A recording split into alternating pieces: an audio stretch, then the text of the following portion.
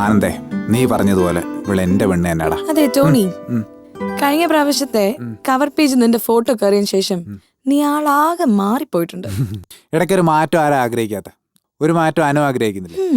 എന്നും പറഞ്ഞ് ഇങ്ങനെ ഒരാള് മാറൂ? നിന്റെ സംസാരത്തിന്റെ സ്റ്റൈല് വരെ മാറിപ്പോയി. അതൊക്കെ അനുവിന് വെറുതെ വന്നതാ. പിന്നെ യു നോ വാട്ട്, ഇനിയിപ്പൊ ആനന്ദ് നിനക്ക് ഇടയ്ക്കിടയ്ക്ക് തരുന്നുണ്ടല്ലോ, അതിനി അസ്ഥാനത്തെല്ലാം കൊണ്ടോ? തമാശയാണെ കുറച്ചുകൂടി നിലവാരമുള്ളത് പ്രതീക്ഷിക്കുന്നു. എടാ എന്താ ചെയ്യാ, നിന്നോടുകൂടി ഇപ്പൊ ഇതേ വരുന്നുള്ളൂ, എല്ലാം നശിച്ചു പോയി. ഓ ഭാഗ്യവതി, നിന്റെ കൂടെ കൂടി എന്റെ സെൻസ് അടിച്ചു പോയി. അത് കലക്കിയടാ, എനിക്ക് ഇഷ്ടായി. എന്നെയാണോ? അല്ല, നിന്റെ ഹ്യൂമർ സെൻസിനെ. ഓ, ഇനി എന്നെ എന്നാ ഇഷ്ടപ്പെടാ? ഇഷ്ടപ്പെടണോ? ഇഷ്ടപ്പെട്ടാൽ കൊള്ളാം. അയ്യടാ മോനെ, അങ്ങനെ ഇപ്പൊ കൊള്ളണ്ട കേട്ടോ. കേട്ടു. എന്ത് കേട്ടു? നീയല്ലേ ആള്? ആ, ഞാൻ തന്നെ ആള്. എന്താ ഞാൻ ഒരാൾ പോരെ? എന്തിന് ഇഷ്ടപ്പെടാൻ? അയ്യടാ, എനിക്ക് ഇഷ്ടപ്പെടാൻ കൊറേ പേരുണ്ട്. ആരാത്? ഈ ഓഫീസിലുണ്ടാവൻ? ആ ഉണ്ട്. ആരാത്?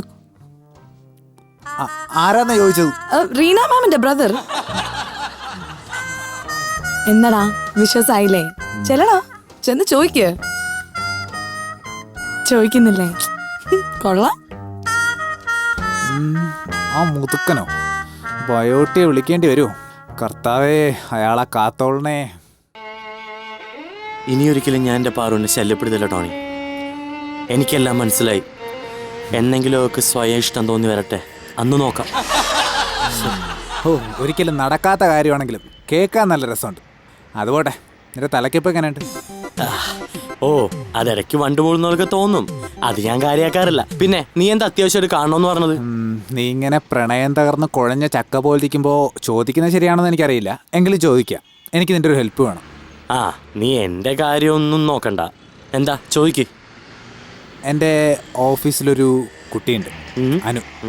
സുന്ദരിയ, നല്ല ക്യാരക്ടറൊക്കെ ഉള്ളൊരു ചുണക്കുട്ടി. Stylish, talented, confident. എന്താ ടോണി ഇത്? എന്ത്? പാറു എന്നെ ഇട്ടിട്ട് പോയെന്ന് കരുതി ഞാൻ നിന്റെ ആ സ്റ്റൈലിഷ് സുന്ദരിയുടെ പുറകെ പോകുന്നു നീ കരുതിയോ? അയ്യോ നീരജ്, മനസ്സിലായി ടോണി, നിർത്ത്. നിന്റെ ഫ്രണ്ടായ ഞാൻ പാറു എന്നെ ഇട്ടിട്ട് പോയെന്ന സങ്കടത്തിൽ ഞാൻ ആത്മഹത്യ ചെയ്യുന്ന എനിക്ക് പേടി. അതുകൊണ്ടൊരു പുതിയ റിലേഷൻ നീ എനിക്ക് ഉണ്ടാക്കി തന്നെ ഞാൻ നല്ല സന്തോഷത്തിൽ ജീവിക്കുന്ന എനിക്ക് തോന്നുന്നുണ്ടോ? നീ ഒന്ന് കേക്ക്. ഓക്കെ ശരി, നിനക്കത്ര നിർബന്ധമാണെങ്കിൽ നമുക്ക് നാളെ തന്നെ, അല്ല ഇന്ന് തന്നെ നമുക്ക് നിന്റെ അനുവിനെ പോയി കാണാം. എന്താ, സന്തോഷായില്ലേ? ഇല്ല, സന്തോഷായില്ല. നീ എങ്ങാനും അവളെ കണ്ടു ഞാൻ അറിഞ്ഞ നിന്റെ കണ്ണി ഞാൻ കുട്ടിക്കുട്ടി. എന്റെ ടോണി, നീ സത്യം പറ, നിങ്ങൾ ഈ കോഫി ഷോപ്പിന്റെ മറവിൽ വല്ല തൈക്കോണ്ടോയും പ്രാക്ടീസ് ചെയ്യുന്നുണ്ടോ? എല്ലാവരുടെ സംസാരത്തെ ഒരു കരിപ്പ് ടോൺ, അതുകൊണ്ട് ചോദിച്ചു. ഒരു തേങ്ങയില്ല. എടാ, അവള് അനുവിനോട് എനിക്ക് ചെറിയൊരു ഇത്. ഏത്? അത് തന്നെ. ഏത് തന്നെ? എടാ, പ്രേമം. മനസ്സിലായി. അല്ല, നീ ഗേൾസിനെ വളയ്ക്കുന്നതിൽ എക്സ്പേർട്ട് അല്ലേ? പിന്നെ ഞാൻ ഇതിനകത്ത് എന്ത് തേങ്ങ ചെയ്യാനാ? എക്സ്പെർട്ടൊക്കെയാണ്, പക്ഷേ ഇത് കുറച്ച് ടഫാ. എന്തായാലും കൂടിയ പ്ലാൻ തന്നെ വേണം. എന്താ ഒരു വഴി? എടാ, ഇതിനൊക്കെ ഒരു സൈക്കോളജി ഉണ്ട്. നമുക്ക് വളരെയധികം താല്പര്യമില്ലാത്ത കുട്ടികളെ വളയ്ക്കാൻ അത് എളുപ്പമാണ്.